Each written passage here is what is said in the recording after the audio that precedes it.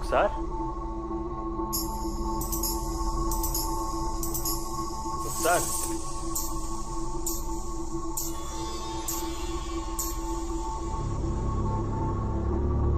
रुखसार,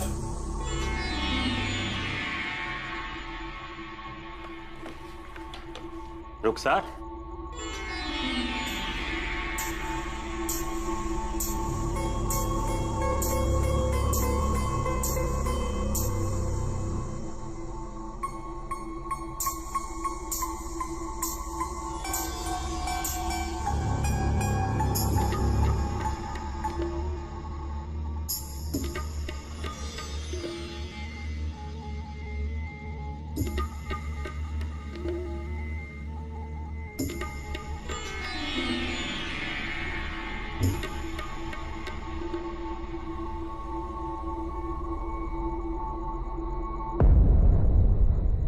रुखसार, क्या आपने भी वो आवाजें सुनी? आप यहाँ? तो वो घुंघरू की आवाज, हमें लगा कि आप प्रैक्टिस कर रही हैं। नवाब साहब, वो घुंघरू की आवाज आ रही है, हाँ मैंने भी सुनी। लेकिन कहाँ से आ रही है ये नहीं पता। आप आराम कीजिए, मैं देखता हूँ। जी शुक्रिया।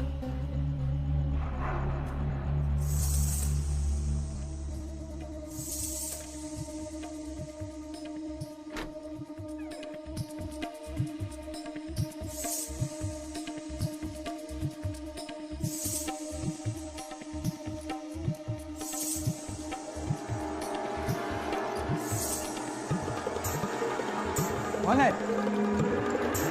अंदर कैसे घुस आई?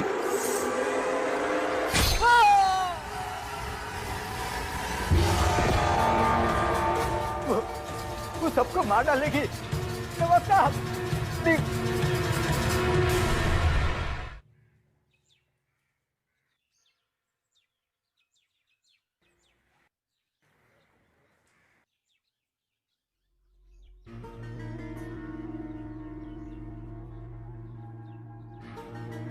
नसीबा महल, चलो।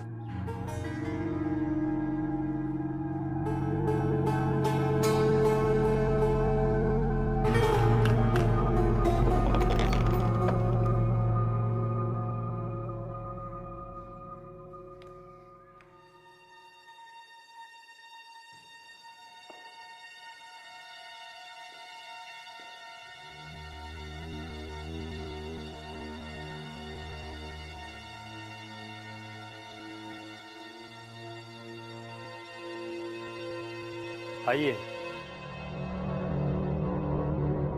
शफीक अली,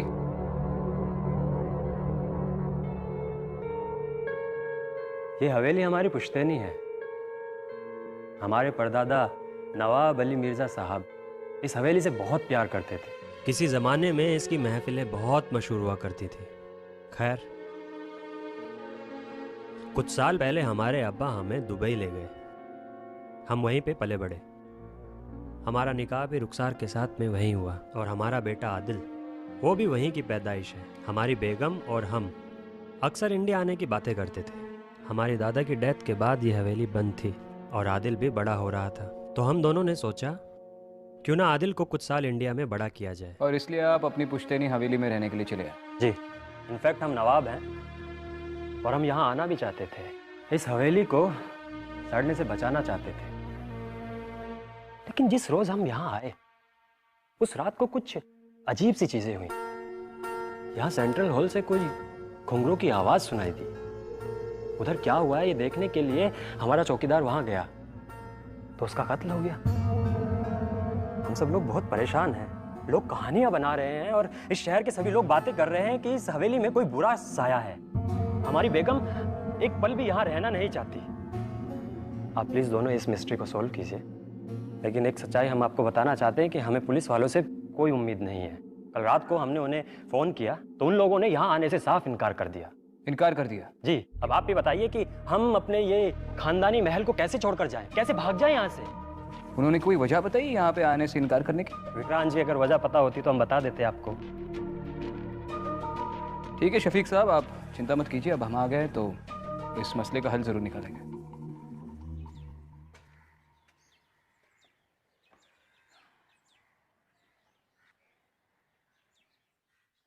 किस सोच में डूब गई मोहतरमा?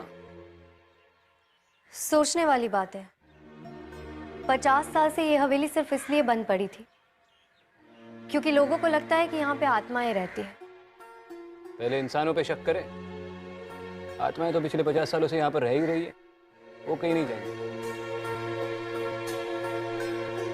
शायद कोई इस हवेली पे अपना कब्जा जमाने के लिए ये डर फैला रहा है। वैसे भी ये लोग अचानक दुबई से आकर यहाँ पर बस गए। मुझे लगता है मुझे नवाब की फैमिली से बात करनी चाहिए, स्पेशली उसके बच्चे से। शायद वो कुछ जानता है। अकेली फैमिली है, डरी हुई है। बातचीत कर लो, थोड़ी देर तुम उनके साथ रहोगी तो उन्हें महफूज फील होगा। मैं पुलिस स्टेशन जा रहा हूँ, कोई लीड मिलेगा तो कॉल करना।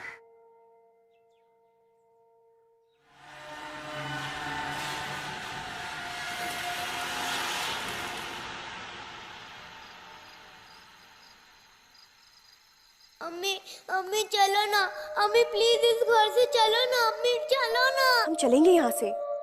आप अभी अब्बू के पास जाइए, हमें इनसे बात करनी है। हम आते हैं। प्लीज चलो ना अम्मी, यहाँ पर अजीब अजीब आवाजें आती हैं और हम यहाँ पर एक पल भी नहीं रुकेंगे। कैसी आवाजें बेटा, और कहाँ से आती है? पता नहीं, पर आवाजें आती हैं।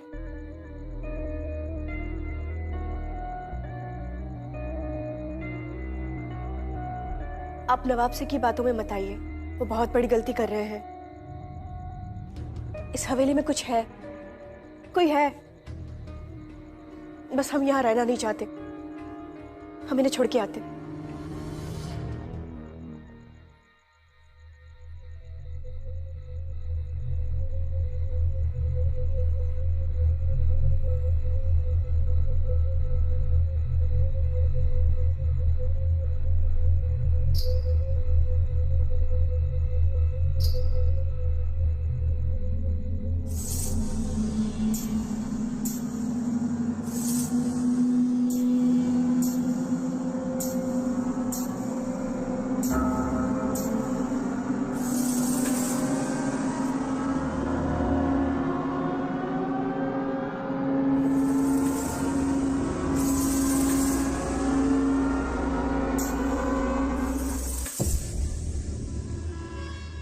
उस चौकीदार के बारे में हमें क्या क्या पता है? सर ज़्यादा कुछ नहीं, लेकिन वो लोकल नहीं था।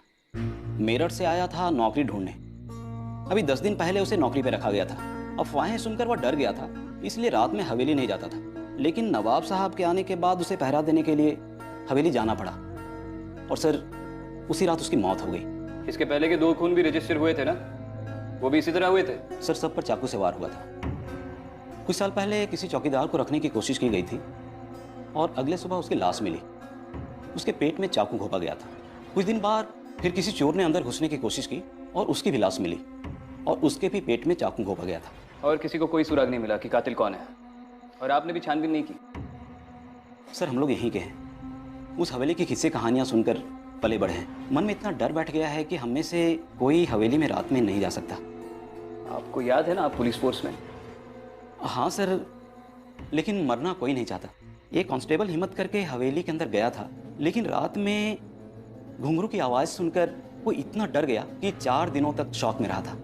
इसका मतलब जो भी वहां पे डराने की कोशिश कर रहा है वो तो कामयाब हो गया। उसने तो पुलिस को ही डरा के रख दिया। फक्र है आपको इस बात का? पंकज जायसवाल, ये चाकू भोंकने के अलावा और भी कोई सिमिलरिटीज है इन मर्डर्स में? सर टाइम ऑफ डेथ सबकी एक जैसी है। क्या है? लगभग रात के 12 बजे सबकी मौत हुई। वही सर, पेट में चाकू लगे के निशान।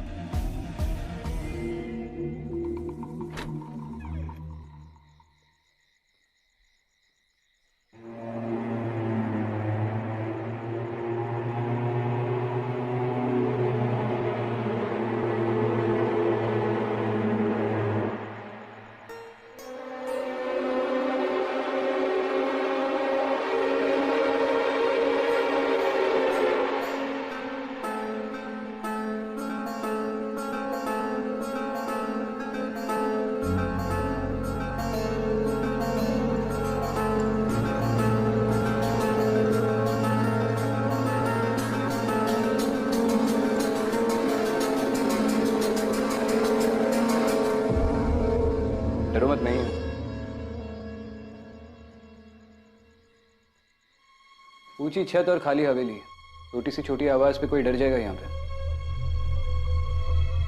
शायद इसी बात का कोई फायदा उठा रहा है बहुत सालों से। तुम पुलिस स्टेशन से इतना जल्दी कैसे आ गए? अरे वो जायसवाल से ज्यादा तो हम ही जान जाएंगे इस हवेली के बारे में, 3-4 चक्कर काटने के बाद।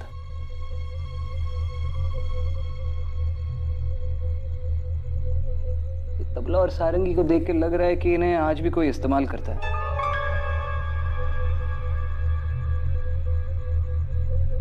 और ये जमीन में फर्क देख रही हो?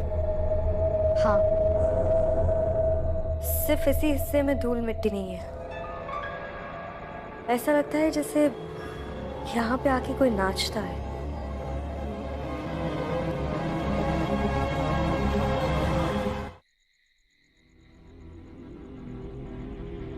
शफीक जी, आज रात को हम आपके हवेली के बाहर ही रुकेंगे।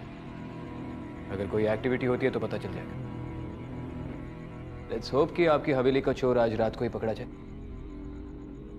बहुत बहुत शुक्रिया आप दोनों का, लेकिन आप रुकेंगे कहाँ? उसकी चिंता आप मत कीजिए, बस इत्मीनान रखिए। Good night.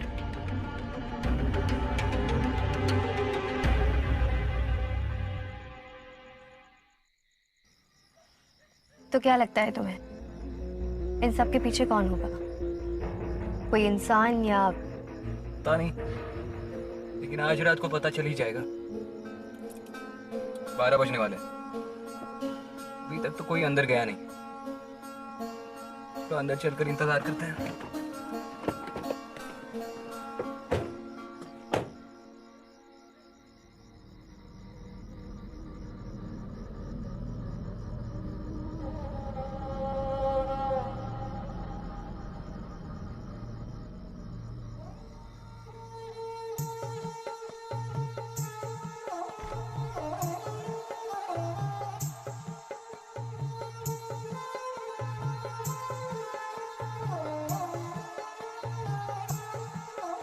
ये कैसे हो सकता है?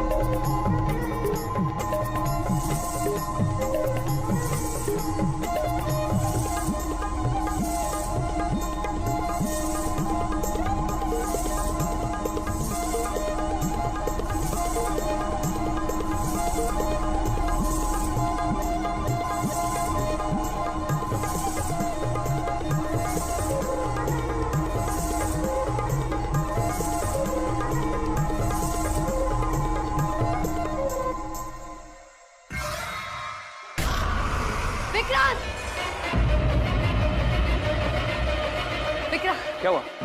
मैंने अभी यहाँ पे एक लड़की को नाचते हुए देखा और उसके साथ 3 लोग और भी थे। कहाँ, अंदर? हाँ।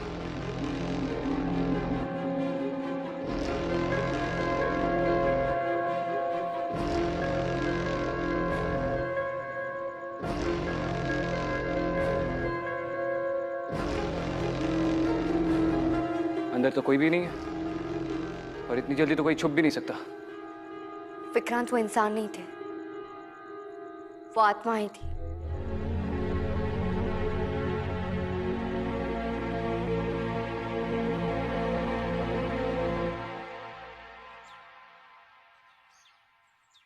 आपने कहा था कि आपने बचपन से ही उस नसीबा महल के बारे में किस्से और कहानियां सुनी है। मुझे वो कहानी जाननी है। मैडम, मैंने विक्रांत सर को वो कहानियां नहीं सुनाया क्योंकि उनका मानना है कि हम केस ना सॉल्व करने के लिए उन्हें ये कहानी सुना रहे हैं। देखिए, आप एसीपी विक्रांत सिंघल के बारे में जो सोच रहे हैं वो वैसे बिल्कुल नहीं है। फिलहाल आप मुझे कहानी सुनाइए। अगर इस कहानी का नसीबा महल से कोई संबंध है तो मेरा ये कहानी जानना बहुत जरूरी है। मैडम, ये कोई लगभग 50 साल पुरानी कहानी है। हमारे नवाब साहब के दादाजी अली मिर्जा साहब यहाँ के नवाब हुआ करते थे। और उन्हें इश्क हो गया था नसीबा बानो से। ये नसीबा महल आज जो नवाब साहब की कोठी है, एक ज़माने में वो कोठा था जिसमें नसीबा बानो नाचा करती थी। अरे मैं तुमसे ये पूछ रहा हूँ कि आज की तारीख में तुमने उस कोठी के आसपास कुछ अजीब होते हुए देखा है? 50 साल पहले की बात नहीं कर रहा हूँ मैं। आज वहाँ जो कुछ भी अजीब हो रहा है उसका ताल्लुकात तो 50 साल पहले से है जनाब। नवाब साहब को नसीबा बानो से इश्क हो गया था। नवाब साहब नसीबा से निकाह नहीं कर सकते थे क्योंकि वो तबायब थी, लेकिन नसीबा ने ठान ली थी कि वो उनकी बेगम बन के रहेगी, चाहे दूसरी ही सही। लेकिन नवाब साहब ने साहब कह दिया कि कोठे की तवायफ उनकी बेगम नहीं बन सकती और वो वहां से चले गए। बाद में नसीबा, वो नाचने गाने वाली, वो गुस्से में आकर अपने ही कोठे पे रहने वाले 3 लोग, एक कोठी के आपा, दूसरे तबल जी और तीसरे वो सारंगी वाले, उन तीनों को चाकू से मार दिया और वहां से भाग गई। फिर कहते हैं कि नसीबा चुड़ैल बनकर लौट आई उसी हवेली में और आज भी लोगों को बेरहमी से मारती है।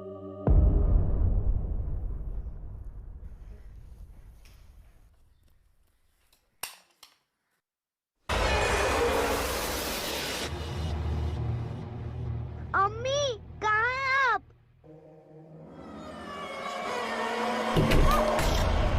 दरवाजा खोलो। आदिल,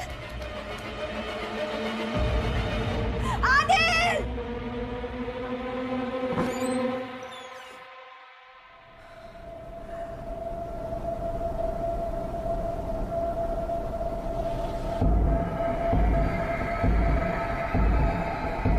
आदिल,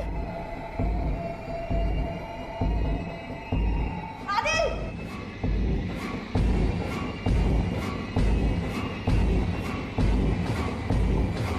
आदिल, आदिल, क्या हो गया?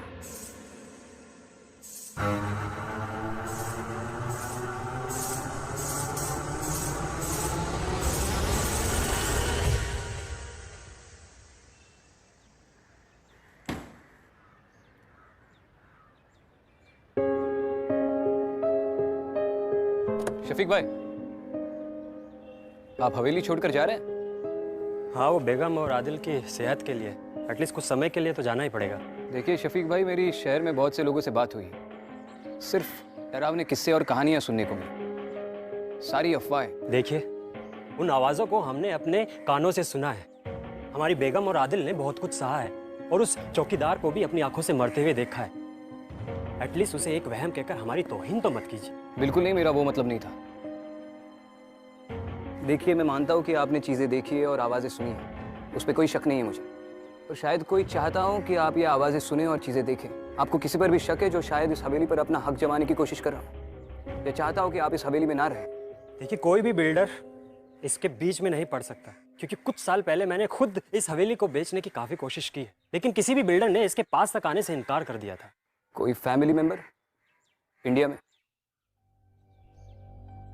हाँ, हमारा एक चचेरा भाई है, अब्दुल्ला।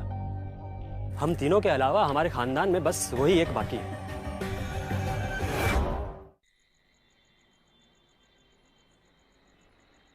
अब्दुल्ला जी, तो आप नवाब शफीक अली के इकलौते चचेरे भाई हैं?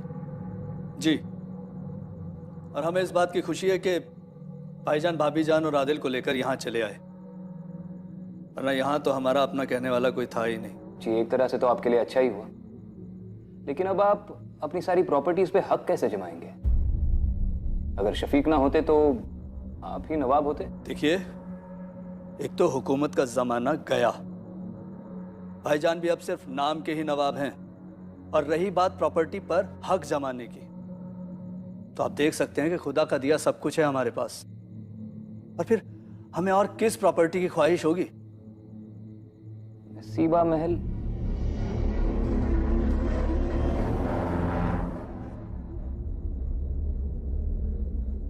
देखिए, उस हवेली से हम कोसों दूर रहते हैं। जिस घर पर पहले से ही चुड़ैल का साया हो, भला कोई उसकी ख्वाहिश क्यों करेगा? आप हमें अकल से पैदल समझते हैं क्या? बिल्कुल नहीं।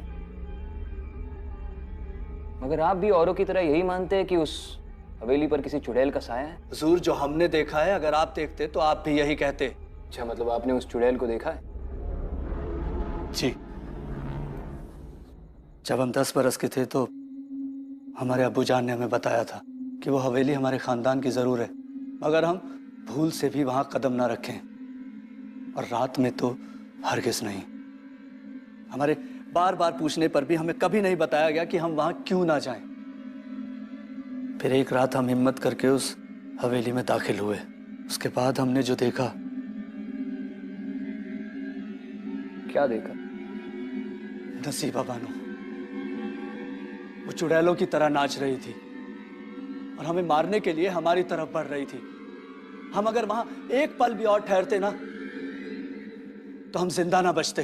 पता नहीं क्यों मुझे अब भी लग रहा है कि आप ही ने इन कहानियों को बढ़ावा दिया है ताकि कोई उस हवेली पर कब्जा ना कर सके। देखिए, पैसों की कमी नहीं है हमारे पास, और अपनी जान की सलामती के लिए हम वहां कदम रखने का इरादा भी नहीं रखते।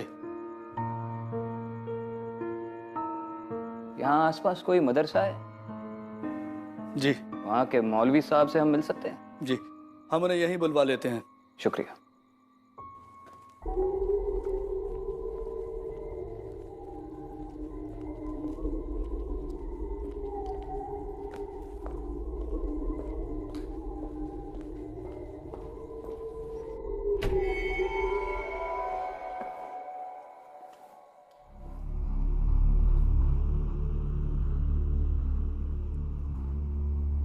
मिस्टर शफीक,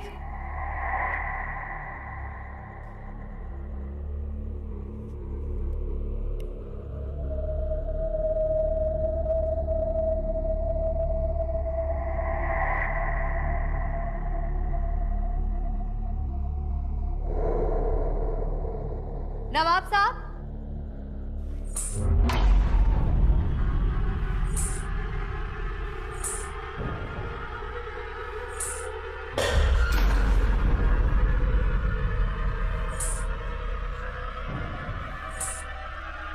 कौन हो तुम?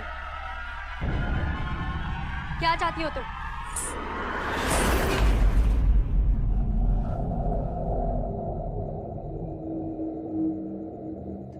देखो, जब तक तुम मुझे सच नहीं बताओगी मैं तुम्हारी मदद नहीं कर सकती हूँ। नसीबा,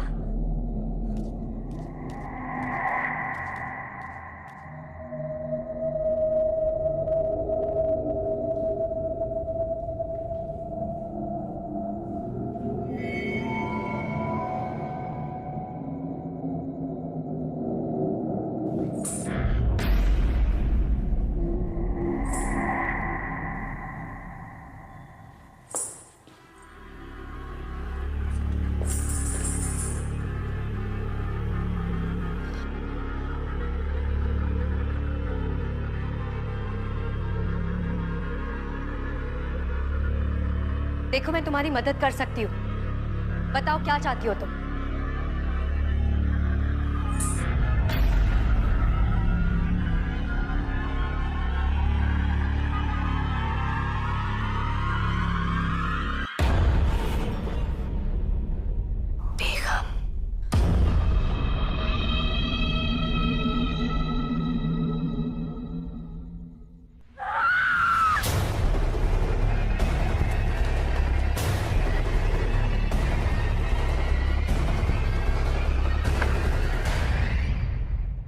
मौलवी जी, हमारे बुलाने पे आप आए इसके लिए शुक्रिया।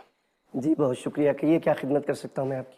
जी, मैंने शहर में बहुत से लोगों से नसीबा बानो के बारे में किस्से सुने, लेकिन वो सब लोग तो वही बोल रहे हैं जो वो सालों से सुनते आ रहे हैं। कम से कम आप तो हकीकत जानते होंगे कि 50 साल पहले क्या हुआ था। देखिए, अगर लोग कह रहे हैं कि नवाब साहब को नसीबा से इश्क हो गया था तो बेशक ये सच है, और अगर वो ये कहते हैं कि नसीबा को भी नवाब साहब से मोहब्बत हो गई थी तो बेशक ये भी सच है। अरे भाई, भरी महफिल में नवाब साहब ने अपनी शाही अंगूठी नसीबा को पहनाई थी और ऐलान किया था कि वो उससे निकाह करने वाले हैं। नसीबा फूले नहीं समा रही थी, वो कहती फिरती थी कि नवाब साहब मेरे होने वाले शोहर हैं। हाँ, मगर लोग तो कहते हैं कि ये सब अफवाहें हैं, ये सब बकवास है। नसीबा तो यहाँ तक लोगों से कहती थी कि मैं छोटी बेगम बनने वाली हूँ। मैं छोटी बेगम हूँ, और इसीलिए नवाब साहब ने उस महल का नाम नसीबा महल रखा था। लेकिन अगर वो इतनी खुश थी तो 3 लोगों को मारकर फरार क्यों हो गई? बरसों से मैं खुद इस सवाल का जवाब ढूंढ रहा हूँ कि नसीबा को अगर नवाब साहब से कोई रंजिश थी तो वो उनका कत्ल कर सकती थी, उनको मार सकती थी, लेकिन नसीबा ने ऐसा नहीं किया। मगर बदकिस्मती की बात यह है कि साल भर के अंदर अंदर इस वाकये के बाद नवाब साहब का इंतकाल हो गया। शायद वो ये सदमा बर्दाश्त नहीं कर सके। मौलवी जी, ये तो मैं भी जानता हूँ कि नसीबा बानो कोई चुड़ैल नहीं है,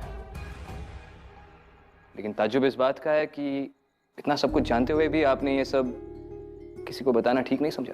देखिए, लोगों को दरअसल हकीकत से ज्यादा किस्से कहानियों का जायका पसंद है, और मैंने बताने की कोशिश की, मगर किसी ने मेरी बात पर कान नहीं धरा, तो भला मेरा क्या कसूर है इसमें? शुक्रिया मौलवी जी। जी।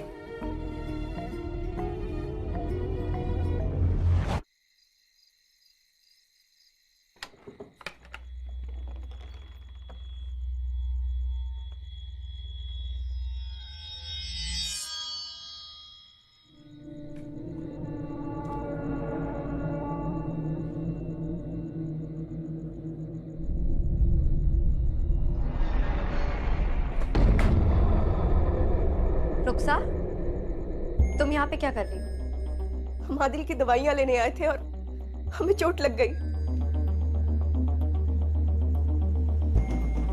या खुदा, ये क्या हुआ?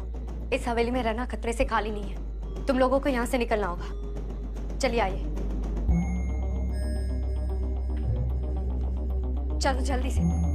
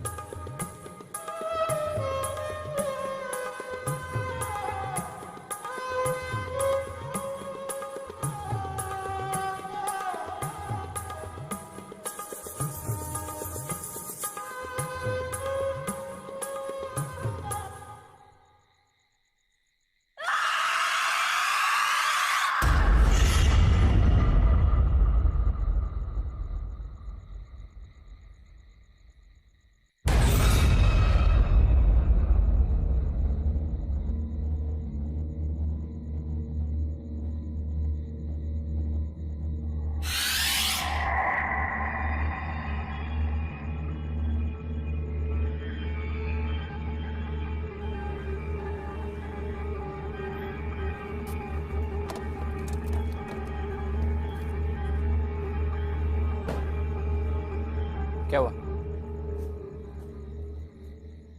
उस रात उस कमरे में मैंने जो देखा था वही आज मैंने फिर से देखा। हर रात उस कमरे में उसी पल को दोहराया जा रहा है। मतलब? विक्रांत, मुझे लगता है कि नसीबा के कोठे में जो 3 लोग मरे थे उसमें और नसीबा के गायब होने में नवाब साहब का हाथ है। ये तुम कैसे कह सकती हो? मैंने तुमसे कहा था ना, उस रात नसीबा मेरी तरफ भाग के आ रही थी, लेकिन उसने मुझे तो देखा ही नहीं। वो उनकी तरफ भाग के जा रही थी जो उस वक्त दरवाजे पे खड़े थे, नवाब साहब। तुमने नवाब साहब को पहचाना कैसे? ठीक से देख नहीं पाई, चेहरा तो बिल्कुल नहीं देखा, लेकिन 1 सेकंड के लिए मैंने किसी को शाही कपड़ों में देखा था, इसीलिए मुझे लगता है कि वो नवाब साहब ही थे। और ये नवाब साहब को हम एविडेंस में कैसे पेश करेंगे?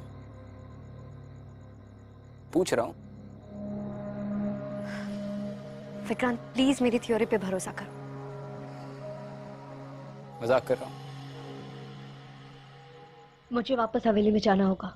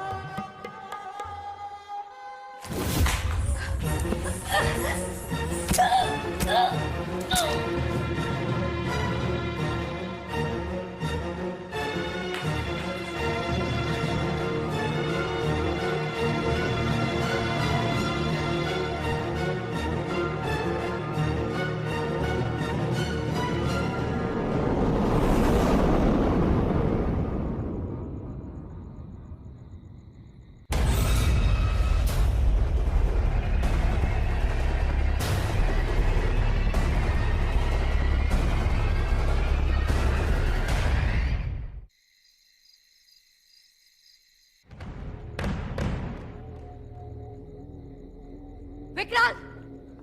विक्रांत! क्या हुआ? विक्रांत, हमें जल्दी से इस दीवार को तोड़ना होगा। क्यों? नसीबा इस दीवार के पीछे है। क्या? तुम्हें कैसे पता? वो सब मैं तुम्हें बाद में बताती हूँ, लेकिन अभी हमारा इस दीवार को तोड़ना बहुत जरूरी है।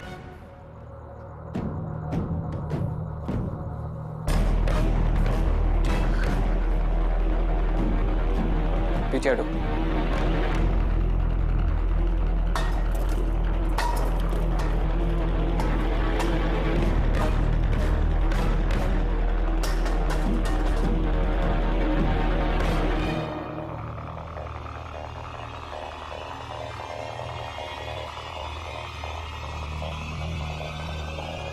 ये नसीबा है।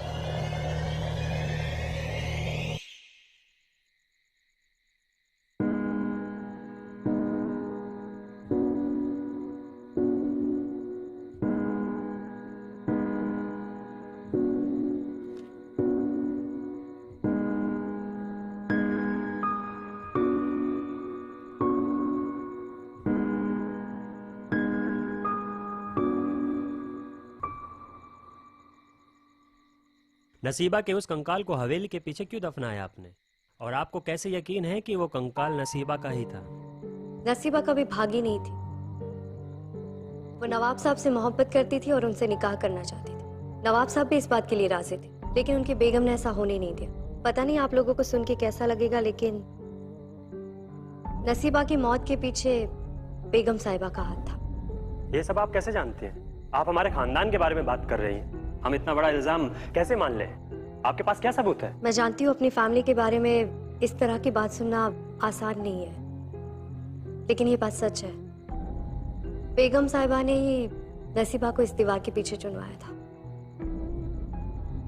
मिस्टर शफीक, आपने हमें जिस काम के लिए बुलाया था वो हो गया है। अब आप चाहे तो इस घर में रह सकते हैं या कहीं और। आपकी रिक्वेस्ट पे हम आपको 1 महीने के लिए पुलिस प्रोटेक्शन दे सकते हैं, जस्ट टू बी श्योर। और जहां तक अदिति ने जो कहा है उसका सवाल है, तो वो भले ही आपके सामने कोई सबूत ना पेश कर पाए, लेकिन ऐसे मामलों में उसका तजुर्बा हमारी सोच और समझ से कई बढ़कर है।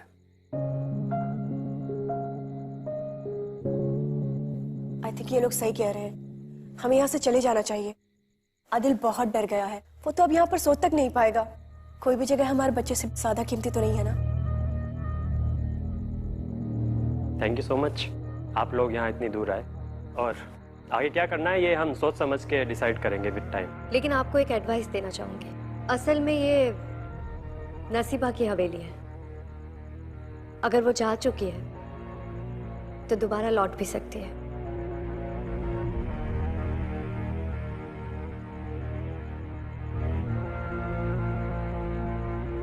अदिति ने जो भी कहा है सोच समझ कर कहा है। अब इसे मानना या ना मानना आपकी मर्जी है। ख्याल रखिए।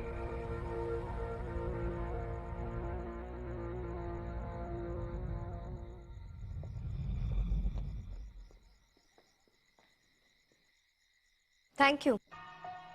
क्या कहा तुमने? मैंने ठीक से सुना नहीं। Thank you. किस बात के लिए? अंदर तुमने मेरी इतनी तारीफ शो की।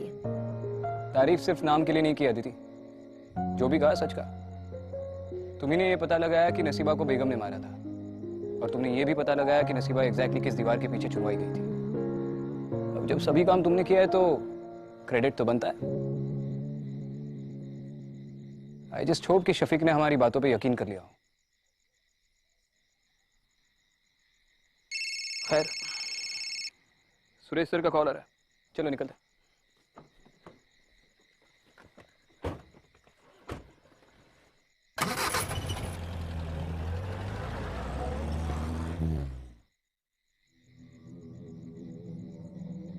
चले, आदिल अंदर कार में सो चुके हैं।